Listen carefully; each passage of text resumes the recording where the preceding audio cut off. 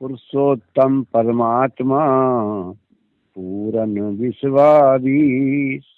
आदि पुरुष अविचल तुही, तो ही नवाबों शीश।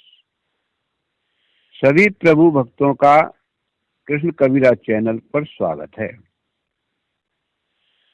सभी संत और ग्रंथों का एक ही मत है कि संपूर्ण जगत में मानव ही सर्वश्रेष्ठ प्राणी है, और यह मानव का चोला बड़े भाग से मिला है। रामायण में भी बताया है कि बड़े भाग मानुष तन पावा, सुर दुर्लभ सद ग्रंथन गावा। और यह पृथ्वी ही कर्म करने के लिए सर्वश्रेष्ठ स्थान है, अर्थात कर्म भूमि है। रामायण में ही बताया है कि कर्म प्रधान विश्व कर राखा, जो जस करई तस फल चाखा।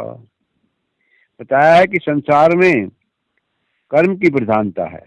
जो मनुष्य जैसा कर्म करता है वैसा ही फल पाता है।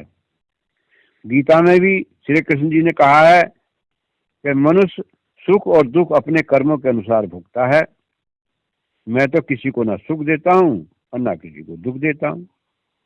इसलिए सुखी होने के लिए शुभ कर्म करो, और सबसे बड़ा शुभ कर्म है भक्ति परमात्मा की।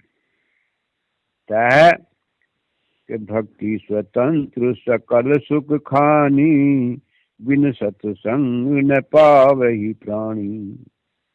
वो परमात्मा की भक्ति स्वतंत्र है और सारे सुखों की खान है, लेकिन उस भक्ति को बिना सत्संग के कोई भी प्राणी नहीं पा सकता। तो सत्संग क्या है समझेंगे। सत्संग में दो शब्द हैं, सत्य और संग। सत्य का अर्थ साथ, यानी किसका साथ? सत्य का।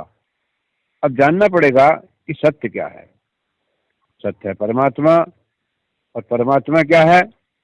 परमात्मा है एक परम प्रकाश। रामायण में ही बताया है कि परम प्रकाश रूप दिन राती, ना चाहिए कुछ दिया घृतवाती। वही सत्य है, और वही सत्य सब घटों में समाया है। उसी की सत्ता है, वह नित्य है, सर्वशक्तिमान है, वही आत्मा है। यही जीवात्मा परमात्मा का अंश है। रामायण में बताया है कि ईश्वर अंश जीव अविनाशी, चेतन अमल सहज सुख राशि। यही आत्मा परमात्मा का अंश है और अविनाशी है, इसका नाश नहीं होता। यह चेतन है, जड़ नहीं है।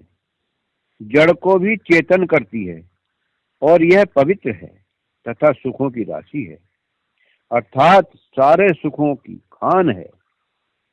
क्या इस सत्य की अनुभूति संभव है? हाँ, बिल्कुल संभव है। ऐसे अनेक व्यक्ति संसार में इस समय भी जीवित हैं, जिनका ज्ञान सदा के लिए चला गया और उन्होंने उच्च अवस्था को प्राप्त कर लिया है। उन्हें ही जीवन मुक्त कहते हैं। प्रत्यक्ष अनुभूति मुख से कहने से नहीं होती, इसमें तो जमीन आसमान का अंतर है। जिन्होंने सत्य का अनुभव कर लिया वह तर्क वितर्क में क्यों लगेंगे? वह दूसरों की निंदा क्यों करेंगे? जिन्होंने सत्य का साक्षात्कार कर लिया वह पूर्ण हो गए। प्रत्यक्ष अनुभूति ही धर्म का सार है। शक्ति सर्वत्र एक ही है, और वह घट घट में विराजमान है। एक वृक्ष बढ़ रहा है, उसे कौन बढ़ा रहा है? हमें उससे शिक्षा लेनी चाहिए। तुम्हारी उन्नति तुम्हारे भीतर है, भीतर जाना पड़ेगा। तुम्हारी आत्मा से बड़ा और कोई शिक्षक नहीं है। प्रत्यक्ष अनुभव या सत्कार ही धर्म है। मौखिक विवाद और प्रत्यक्ष अनुभव में महान अंतर है। धर्म का प्रमाण प्रत्यक्ष अनुभव से होता है। धर्म न बातों में है न पुस्तकों में, वह तो प्रत्यक्ष अनुभव में है। जिस विद्या के द्वारा ये अनुभव प्राप्त होता है उसी का नाम ही योग है। जब वह सत्य को धारण कर लेता है, अर्थात सत्य का साक्षात्कार कर लेता है अपने हृदय के अंदर, अंतरतम प्रदेश में उसका अनुभव कर लेता है, तो उसके सारे संदेह संदेह दूर हो जाते हैं।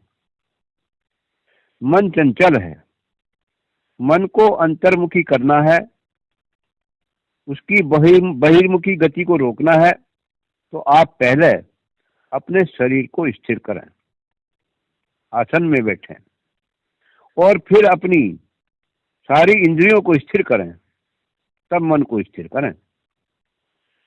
समस्त शक्तियों को केंद्रीभूत कर उस मन के ही ऊपर उनका प्रयोग करें, ताकि वह अपना स्वभाव समझ सके, अर्थात अपने आप को खोज करके देख सके। अग्रसर होने के लिए यही एकमात्र उपाय है। जब मनुष्य अपने मन का विश्लेषण करते करते एक सत्य वस्तु का साक्षात्कार कर दर्शन कर लेता है, जिसका किसी काल में नाश नहीं है, जो स्वरूपतः नित्य पूर्ण और नित्य शुद्ध है, तब उसको फिर दुख नहीं रह जाता। भय और अतृप्त वासना ही समस्त दुखों का मूल है। शक्ति क्या है? शक्ति वह है जो जड़ को गति देती है। और जड़ क्या है? वह जड़ वह है जो शक्ति द्वारा गतिशील होता है। सारे संसार में एक सत्य वस्तु ही ओतप्रोत है। मनुष्य का सच्चा स्वरूप वह है जो अनादि अनंत आनंद में तथा नित्य मुक्त है। उस चैतन्य का ज्ञान परम आवश्यक है। योगी वही है जिसने दीर्घ काल तक चित्त की एकाग्रता का अभ्यास करके उस सत्य की उपलब्धि कर ली है। जब सुषुम्ना का द्वार खुल जाता है, तो वह इस शरीर के मार्ग में प्रवेश करके धीरे धीरे विभिन्न कमलों में से होता हुआ अंत में मस्तिष्क तक पहुंचता है, और योगी को अपने सत्य स्वरूप का ज्ञान हो जाता है। तब वह जान लेता है कि वह स्वयं परमेश्वर का ही अंश है। यदि योग की सिद्धि इस जन्म में न हुई, तो दूसरे जन्म में मनुष्य फिर वह अभ्यास शुरू करता है। अगर हमें आत्मबोध की सच्ची लगन है, तो हमें साधना करनी चाहिए, और उसी के द्वारा हमारी उन्नति संभव है। आध्यात्मिक जीवन का सबसे बड़ा सहायक ध्यान है। ध्यान के द्वारा हम अपनी भौतिक भावनाओं से अपने को स्वतंत्र कर सकते हैं और अपने ईश्वरीय स्वरूप का अनुभव करने लगते हैं। आत्मा की ज्योति दिव्य प्रकाश से भर देती है। वह अत्यंत दुष्ट मनुष्य को भी देवता बना देती है। नाम और रूप के द्वारा ही एक वस्तु का दूसरी वस्तु से भेद किया जाता है। इसलिए सत्य का नाम और सत्य का रूप क्या है, ये जानना आवश्यक है। अज्ञानवश व्यक्ति जगत को देखता है, ब्रह्म को नहीं देखता। जब उसे ब्रह्म का ज्ञान हो जाता है, अर्थात सत्य का ज्ञान हो जाता है, उसके लिए जगत नहीं रहता, अर्थात अज्ञान नहीं रहता। अज्ञान जिसे माया कहते हैं, वेदों में कहा है कि युवक, बलशाली, स्वस्थ, तीव्र बुद्धि वाले और उत्साही मनुष्य ही सत्य मार्ग पर चलकर ईश्वर के पास पहुंच सकते हैं। आप सभी को अपने भविष्य को निश्चित करने का यही समय है। इसलिए मैं कहता हूं कि अभी इस भरी जवानी में ही सत्कर्म करो, सत्य को धारण करो, अर्थात सत्य का संग करो। कल करे सो आज कर, आज करे सो अब, पल में पड़ होएगी, बहुरी करोगे कब। जीवन क्षण भंगुर है, जीवन की अवधि थोड़ी है,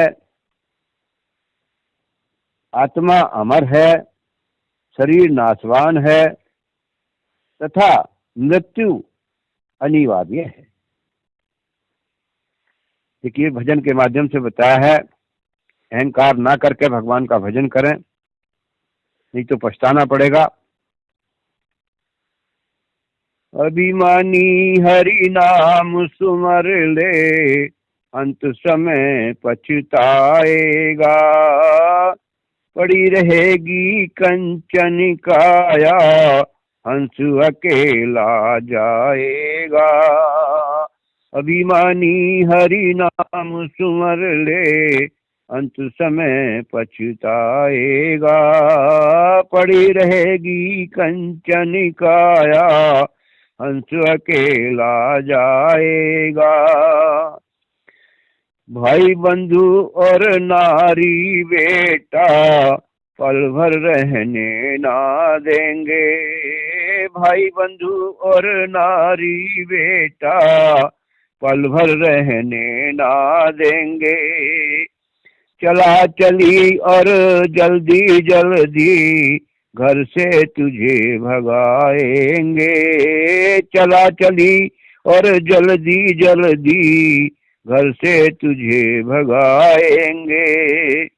जिस घर में तू रहता था बंदे, अब न रहने पाएगा। पड़ी रहेगी कंचन काया, हंस अकेला जाएगा।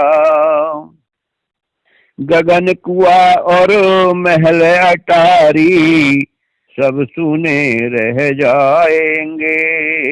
गगन कुआ और महल अटारी, सब सुने रह जाएंगे। घोड़ा गाड़ी मोटर टम टम, गजरथ तुझे न आएंगे। घोड़ा गाड़ी मोटर टम टम, गजरथ तुझे न आएंगे।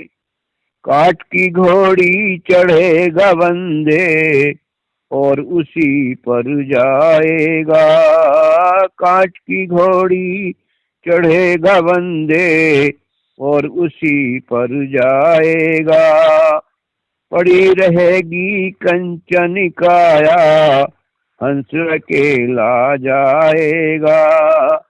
अभिमानी हरि नाम सुमर ले, अंत समय पछताएगा। बाद में होगी खींचातानी, तेरी उम्र कमाई की। बाद में होगी खींचातानी, तेरी उम्र कमाई की। तेरे बाद चल जाने के, खुलेगी गांठ बुराई की। तेरे बाद चले जाने के, खुलेगी गांठ बुराई की। सुन माटी के अरे खिलौने, माटी में मिल जाएगा। सुन माटी के अरे खिलौने, माटी में मिल जाएगा। पड़ी रहेगी कंचन काया, हंस अकेला जाएगा। अभिमानी हरि नाम सुमर ले, अंत समय पछताएगा।